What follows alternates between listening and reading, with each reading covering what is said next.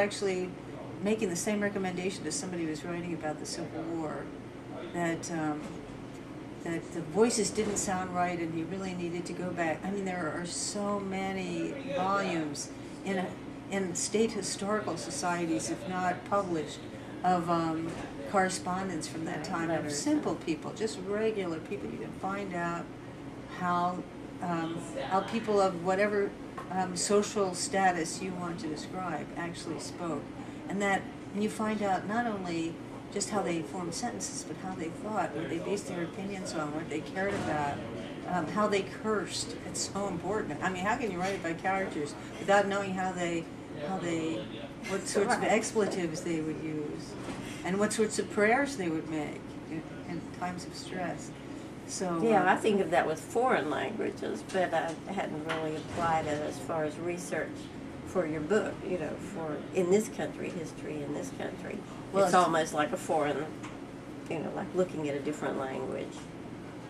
I also, when I have a possibility, by the way, now you can't do this with this when you're working on historical fiction, but I often interview people, and I don't say, I'm going to write a book about you.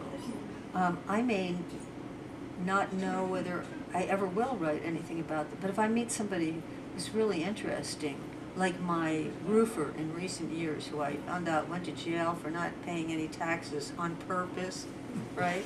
And I thought, this guy is really interesting. I would like to know. I mean, I met him, and he's a terrific roofer, but there's something like deeply old-fashioned libertarian about him.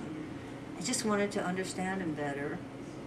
And you haven't put it in a story yet. No, and I you may haven't, not. and I may never. But I interviewed him at length, and the amazing thing is that nobody's ever turned me down. I mean, that's what I would like people who are other writers to get out of this. If you want to know, arrange to ask somebody in a respectful way. I mean, I call it an interview. I say, would you mind if I come over and interview you sometime? I'd love to take you out to dinner, and I'll interview you if that's okay. But most people are very willing to talk. That someone would be interested. And by the way, I don't tape and transcribe. I only take notes. You do take notes? I do take notes, because I'm listening for the formulations that really interest me. Sometimes I'm only it's true. I mean, I've heard some people say, never take notes when interviewing because you won't hear what the people are saying. That's true. I often find out later what they said by reading my notes. But I'm listening for exact turns of phrase. That's what interests me the most. And that's what I'm trying to coax out usually. Well, I do want to know, and this is just for my own curiosity, who did you read when you were, are you an avid reader? Do you love to read? Oh, yes. Yeah, and who did you read when you were little? Who did you like when you were... So we have lots of West Virginia writers who are interested in children's literature and writing children's books, so I'm curious who you liked when you were young. We read Pinocchio. We read the Jungle Book. We read the long Oh yes, my dad not the read Disney it to us. version. No, I think it was very important that I had parents who read to us.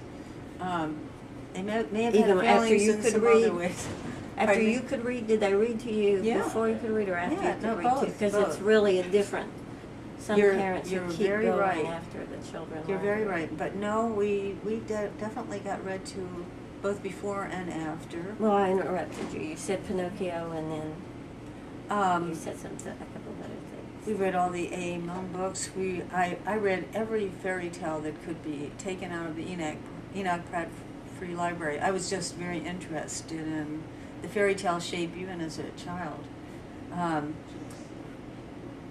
I went through a phase. You know, this is interesting because I was thinking to myself, like, how could I write a sports book?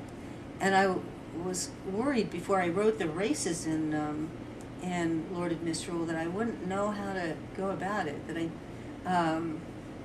that I was off my home ground or something of the kind. And then all of a sudden I remembered, wait a minute, after the St. Louis Browns moved to Baltimore when I was 9 years old, I became a total baseball fan, and I read every baseball book for kids in the Pratt Library. I went through every one, so that I finally read Ring Lardner at the age of 11 or 12, just because I was out of children's books. There were no more the Rookie from Junction Flats for me to read. You know, I was done with all the.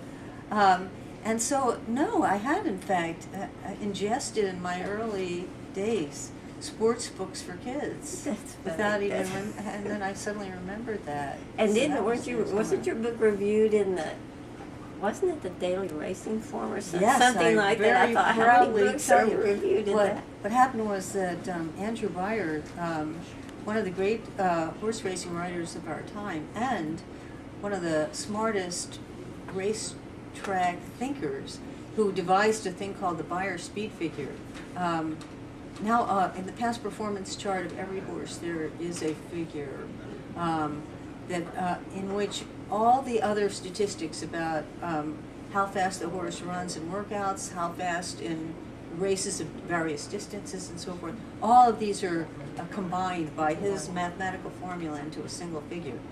I don't know if you would remember, but there was a lot of talk about the Kentucky Derby this year, that none of those horses could quite make it to 100, and the lowest figure in former years of a clear winner, especially one that went on to win another leg of the Triple Crown, was something like 115. You know, anyway, it was much higher, and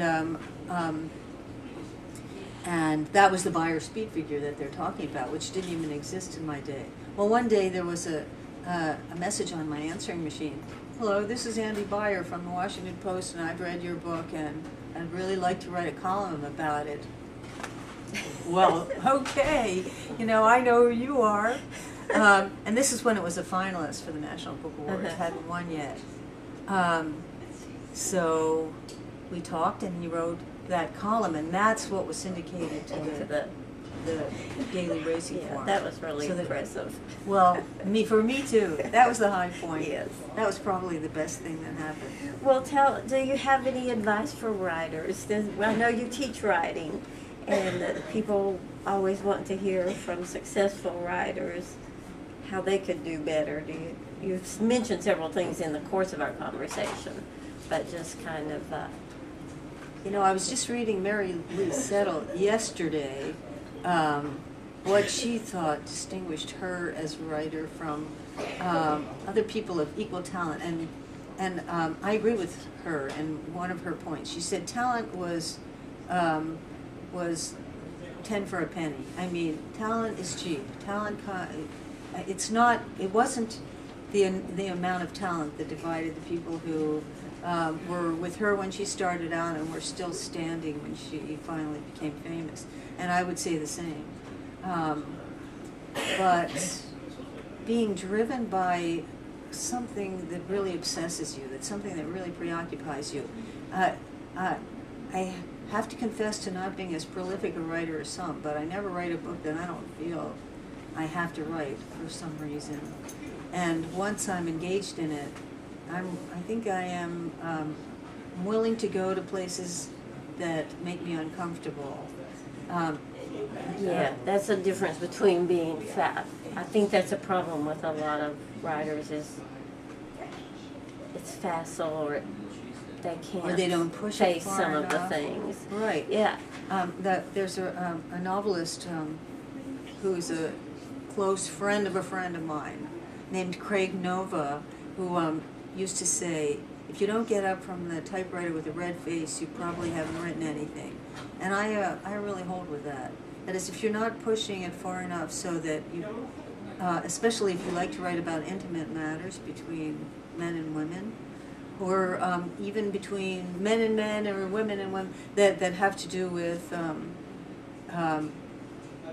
dirty secrets, like how ambitious people are, how much money they want to have, how far they would go to make a dollar, or to have power over other people. If you're not willing to look at that up close, then you're probably not going to write anything that's very interesting. Not even good children's literature, probably. I couldn't agree more. I think that's really true. I think that's true. Well, thank you very much for Thank you so agreeing much, to Eddie, and an your questions interview. are really, really good ones. I've learned a lot, and I know the writers and readers who listen, that's too.